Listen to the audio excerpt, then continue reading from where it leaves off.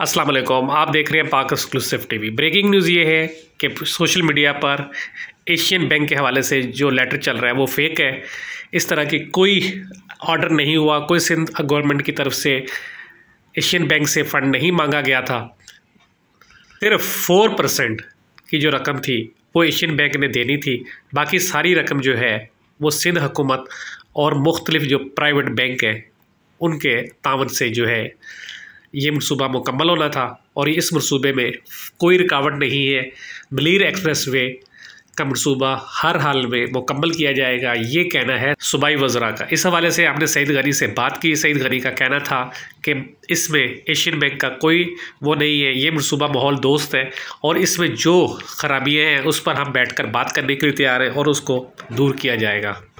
इस हवाले से शर्जील मेमन साहब का कहना है कि ये मनसूबा हर हाल में मुकम्मल होगा, क्योंकि ये पाकिस्तान के लिए बहुत अहम है।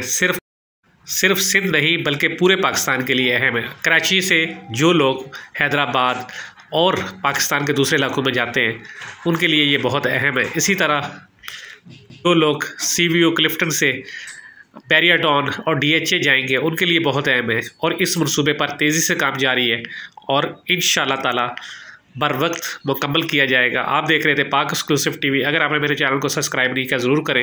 ये 6 लाइन का एक मेगा प्रोजेक्ट है जिस पर अरबों रुपए की लागत है और इसको सिंध हुकूमत प्राइवेट पार्टनरशिप के तहत बना रही है और इसके जो फ़ंड है वो सिंध हुकूमत और मुख्तलिफ बैंक्स का जो एक इत्तेहाद है वो मिलकर देगा।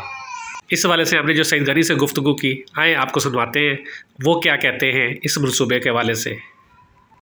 देखें, हर ऐसा प्रोजेक्ट जो बड़ा अहम प्रोजेक्ट होता है जिस पे कुछ न कुछ लोग मुतासिर हो रहे होते हैं, उस पर तनकीद होती है। हर आदमी का उसको देखने का ज़ाविया मुख्तलिफ होता है। लेकिन मैं ये समझता हूँ कि जो मराइल इससे मनसूबे को शुरू करने से पहले तय करना होते हैं हमने वो तय कर लिए हैं।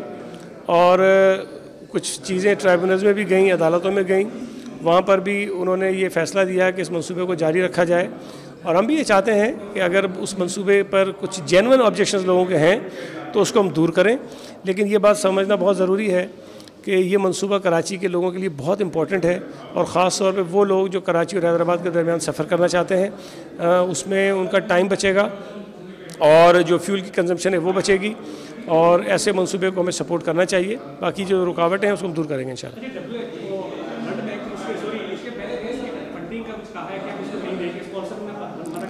नहीं, मेरा ये ख्याल है कि ये एशियन बैंक का फंडिंग प्रोजेक्ट भी नहीं है, ADB का ये उनकी फंडिंग नहीं है इस प्रोजेक्ट में।